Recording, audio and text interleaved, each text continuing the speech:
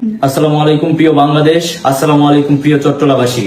আজকের এই দিনে আমাদের ভাইয়েরা, আমাদের আবু সাইদ, আমাদের ওয়াসিম, আমাদের শান্ত আজকের এই দিনে 16 জুলাই 2024 পুলিশের বুলেটের সামনে, ছাত্রলীগ আওয়ামী লীগের সন্ত্রাসীদের বুলেটের সামনে বুক পেতে দাঁড়িয়েছিল।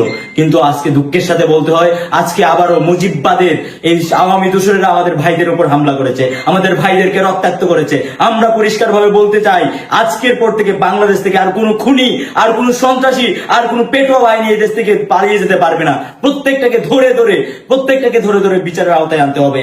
আমরা আজকে দেখেছি আমাদের এই গোপালগঞ্জে আমাদের ভাইদেরকে রক্তাক্ত করেছে, আমাদের ভাইদের উপর আঘাত করেছে, আমাদের ভাইদের উপর গুলি চালিয়েছে। এটা গোটা বাংলাদেশের উপর গুলি চালিয়েছে। নাহিদ হাসনাত সার্জিদের উপর গুলি চালানো মানে বাংলাদেশের উপর গুলি চালানো। আমরা দেখেছি জুলাই আগস্টে আমাদের ভাইদের উপর যেভাবে হামলা করা হয়েছিল, জুলাই আগস্টে আমাদের সহযোদ্ধাদের উপর যেভাবে হামলা করা হয়েছিল, জুলাই আগস্টে যেভাবে শান্ত, ওয়াসিম এবং আবু সাইদদের গুলি করা হয়েছিল, ঠিক একইভাবে আজকে 2025 সালে এসে 16 জুলাই আবারও আমাদের ভাইদের উপর গুলি চালানো হয়েছে, যেখানে